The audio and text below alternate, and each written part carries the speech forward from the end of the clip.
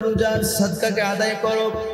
রাসূল সাল্লাল্লাহু আলাইহি সাল্লাম এই সাদকায় এক সা খেজুর অথবা জব অথবা অর্ধসা গম প্রত্যেক স্বাধীন কৃতদাস পুরুষ অথবা নারী ছোট অথবা বড় সকলের উপর নির্ধারণ করে দিয়েছেন। জোরে জোরে বলেন সুবহানাল্লাহ।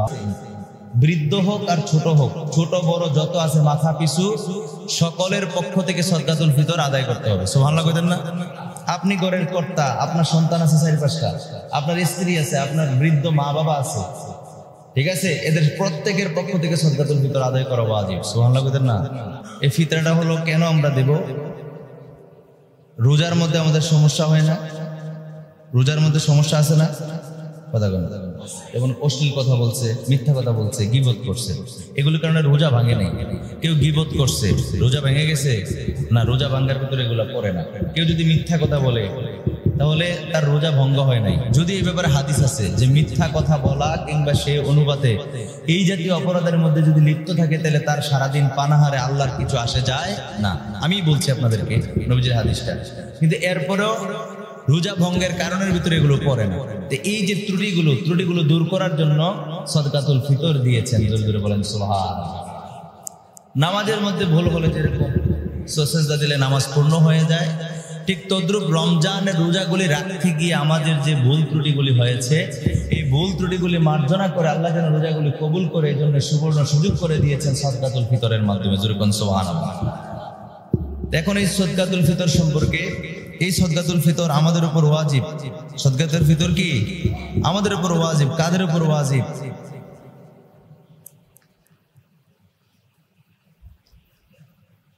সদকায়ে ফিতর প্রত্যেক স্বাধীন মুসলমানের উপরে ঈদুল ফিতরের দিন সুবহে সাদিকের সময়, সুবহে সাদিকের সময় থেকে ঈদের নামাজের পূর্ব পর্যন্ত এই সময়টার মধ্যে সদকাতুল ফিতর দেওয়া ওয়াজিব। জোরে বলেন সুবহানাল্লাহ। আর জোরে বলেন সুবহানাল্লাহ। কারা দিবে, কারা এবং গ্রহণ করবে কারা? দিবে হলো নেসাব পরিমাণ সম্পদের মালিকদের। আমি জাকাতের আলোচনার মধ্যে নেসাব পরিমাণ সম্পদ কতটুকু বা কি আসে বিষয় মোটামুটি ভাবে আমি বুঝিয়ে দিয়েছি।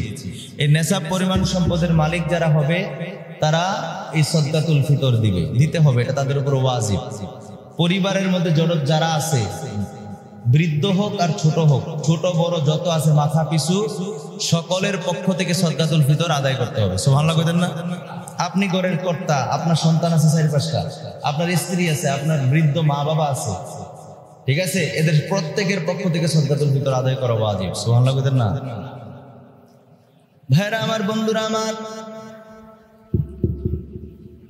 সদকাতুল ফিতর ওয়াজিব হওয়ার জন্য, জাকাতের জন্য যেরকম 1 বছর নেসাব পরিমাণ সম্পদের মালিক হওয়া লাগে, 1 বছর পর্যন্ত নেসাব পরিমাণ সম্পদের মালিক যদি আপনি স্থায়ী হন চন্দ্র মাসের হিসেবে, তাহলে আপনার উপরে জাকাত ফরজ। কিন্তু সদকাতুল ফিতর দেওয়ার অর্থাৎ ফিতরা দেওয়ার জন্য আপনার সারা বছর নেসাব পরিমাণ সম্পদের মালিক হওয়ার দরকার নাই। ঈদুল ফিতরের দিন সুবহে সাদিক থেকে ঈদের নামাজের পূর্ব মুহূর্ত পর্যন্ত এই সময়টার মধ্যে যদি আপনি নেসাব পরিমাণ সম্পদের মালিক থাকেন, তাহলে আপনার উপরে সদকাতুল ফিতর ওয়াজিব। সুবহানাল্লাহ বলেন। আমি বলছি নেসাব পরিমাণ সম্পদটাকে আবার বলতে হবে 7.5 ভরি স্বর্ণ, 52 তোলা রূপা, সমপরিমাণ সম্পদের মালিক যদি আপনি ঈদের দিন সুবহে সাদিক থেকে ঈদের নামাজ পর্যন্ত এই সময়ের মধ্যে এই পরিমাণ সম্পদের মালিক আপনি থাকেন, তাহলে আপনার উপর সদকাতুল ফিতর ওয়াজিব। সুবহানাল্লাহ বলেন না?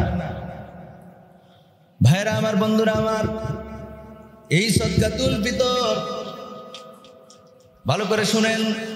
সদকাতুল ফিতর সম্পর্কে হাদিসে মুবারাকার মধ্যে রয়েছে নবীজি সাল্লাল্লাহু আলাইহি সাল্লামের হাদিস, আব্দুল্লাহ ইবনে আব্বাস রাদিয়াল্লাহু তাআলা থেকে বর্ণিত। তিনি বলেন, রমজানের শেষ দিকে নবীজি বললেন, তোমরা তোমাদের রোজার সাদকাকে আদায় করো।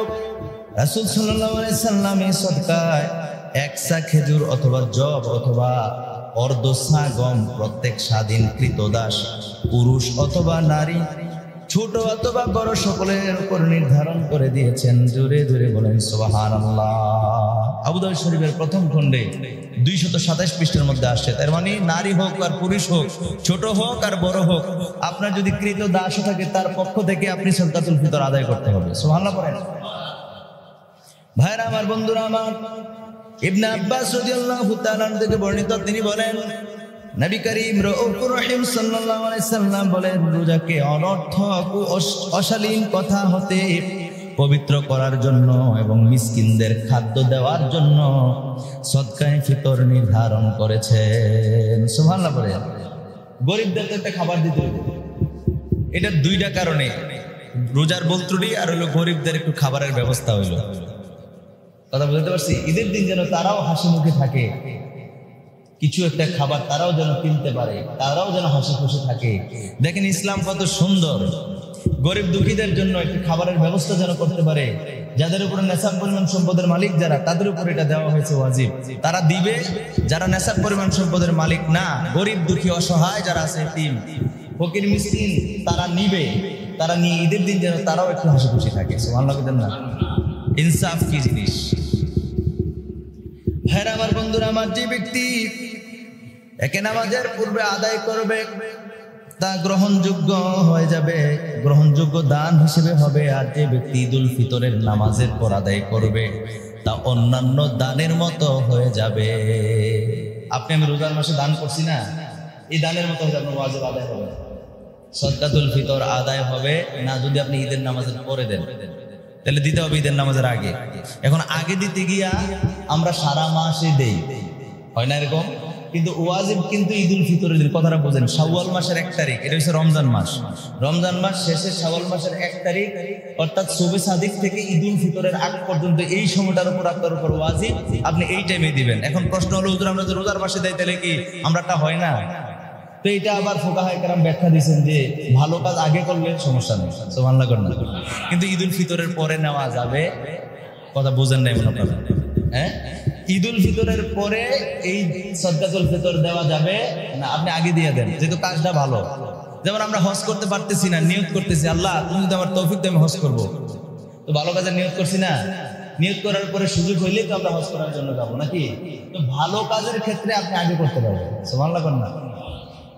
ভাইরা আমার, বন্ধুরা আমার জন্য এখন সদকাতুল ফিতর নবীজি যে বললেন গমের কথা, নবীজি বললেন জবের কথা, খেজুরের কথা। আহারে এখন কেমনে দেব, কেমন করে দেব? নবীর সময়ে এগুলোর অনেক দাম ছিল, নবীর সময়ে মানুষ খাবারে খাইতো এগুলো, সুবহানাল্লাহ বলেন না? নবীর সময় মানুষের পছন্দনীয় খাবারের তালিকা এগুলো ছিল। এখন আপনারে আমারে যদি এই গম দেয়, কথা বোঝেন নাই, জব, তারপরে খেজুর, আমরা তো নিজেরাই কিনা খাইতে পারি। যারা গরিব দুঃখী তারাও রোজা রাখে, খেজুর কিনা খায়, খায়নি? এখন এই জন্য নবীজি হাদিসের মধ্যে যেই কথাগুলো বলছেন, এগুলোর পরিপ্রেক্ষিতে তার সমপরিমাণ অর্থ যদি সদকাতুল ফিতর হিসেবে আদায় করে, আদায় হয়ে যাবে। সুবহানাল্লাহ। এখন আপনি আমারে দিলেন গম, নবীজি গমের কথা বলছেন, ঠিক আছে? এখন গম যে আপনি আমারে দিলেন, মাথা পিছু গমের কথা বলছেন, আটার কথা, জবের কথা, কিশমিশ, খেজুর, পনির, এগুলোর কথা কিতাবে পাওয়া যায়। কথা বলছেন? গমও বুঝলাম, আটাও বুঝলাম, জবও বুঝলাম, কিশমিশও বুঝলাম, খেজুর বুঝলাম, পনিরটা কি? মুরব্বীরা কই পারবেন, ইয়াংরা হয়তো নাও বলতে পারে। পনিরটা হলো মনে করেন যে বিশেষ এক ধরনের মানে পুষ্টিকর একটা খাবার। এটা হলো তরল পদার্থ, অর্থাৎ মহিষের দুধ, গরুর দুধ, ছাগলের দুধ, এগুলো থেকে এটা তৈরি করা হয়। আমি অল্প কথায় বুঝাতে পারছি কিনা আমি জানি না। এই পনিরটা হলো অত্যন্ত দামি একটা জিনিস। যতগুলো বলছে হাদিসের মধ্যে আসছে, খেজুরের কথা বলেন, আটার কথা বলেন, জবের কথা বলেন, কিশমিশের কথা বলেন, এগুলোর যে সবচেয়ে দাম হলো পনির। কথা বুঝাতে পারছি? যে এগুলো দিয়ে আপনি সদকাতুল ফিতর দিতে হবে, সদকাতুল ফিতর আদায় করতে হবে। এখন এগুলো আপনি দিলেন, আমার ফেডে নাই খাওয়ান, আপনি নিয়ে পনির নিয়ে আমার ঘরে দিয়েছেন। হ্যাঁ, আমি বাতে জুড়ে না, আর আপনি আমার খেজুর নিয়ে দিয়েছেন, তাহলে আমার কি মন খুশি হইব? এই জন্য আমাদের দেশে আমরা তার সমপরিমাণ সম্পদ গরিব দুঃখীদেরকে দিয়ে দিই। খেজুর কিনা দেই না, আটা কিনা দেই না, কথাটা বুঝেন। জব কিংবা পনির কিনে আমরা দেই না, তার সমপরিমাণ অর্থটা আমরা কি গরিব দুঃখীদেরকে দিয়ে দিই। কথা বুঝতে পারছি? এখন গরিব দুঃখীদেরকে যে দেই, তারা তার যেটা প্রয়োজন, ওই প্রয়োজন মোতাবেক সে খরচ করতে পারে। আমার দরকার এই মুহূর্তে, আমার শরীরে নেই কাপড়, একটা কাপড় ছিঁড়ে গেছে, আপনার টাকাটা হলে কাপড় কিনতে পারেন, কোনো সমস্যা নেই। আমার দরকার কাপড়ের, একবারে আর্জেন্ট দরকার কাপড়ের, অথবা আমার আর্জেন্ট দরকার অন্য একটা জিনিস, ওষুধ কিনা খামো, কারণ আপনি নিয়ে দিয়েছেন খেজুর বস্তা বেঁধে, লাভ হইব? এই জন্য সমপরিমাণ সম্পদ দিয়ে দিলে সেও খুশি, আমরাও মুক্ত হয়ে গেলাম। সুবহানাল্লাহ না? এখন বিষয় হলো, বাংলাদেশ ইসলাম ফাউন্ডেশন কর্তৃক প্রত্যেক বছর সদকাতুল ফিতরের একটা তালিকা করে, ঠিক আছে নি, নির্দিষ্ট একটা তালিকা করেন। ওই যে গম, আটা, জব, কিশমিশ এগুলার কথা বুঝাইতে পারছি নি। এখন এই ক্ষেত্রে সর্বনিম্ন গমের যে দামটা সেটা আসছে, যেমন গম যদি কেউ দেয় তাহলে অর্ধসা মানে 1 কেজি 600 গ্রাম, 650 গ্রাম, 1 কেজি 650 গ্রাম। এটার দাম বর্তমান বাজার অনুযায়ী হয় 110 টাকা। কয় টাকা?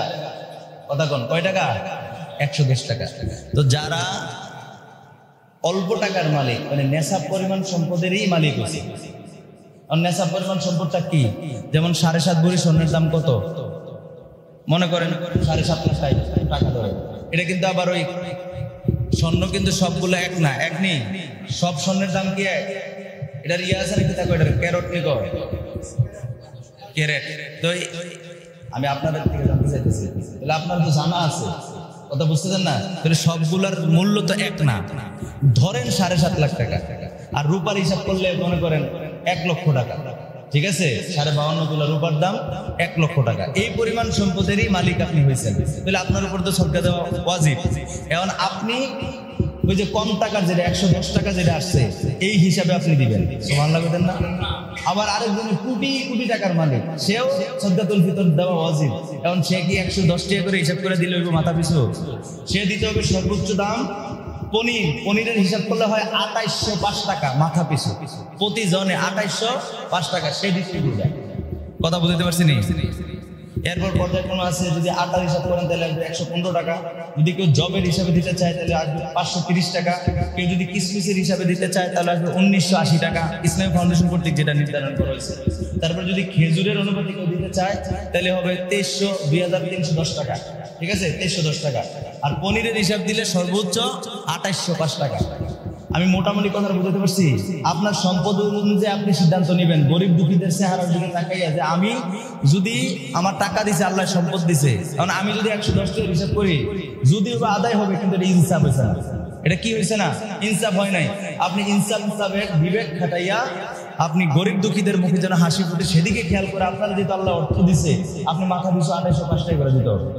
কথা কি বুঝাতে পারছি?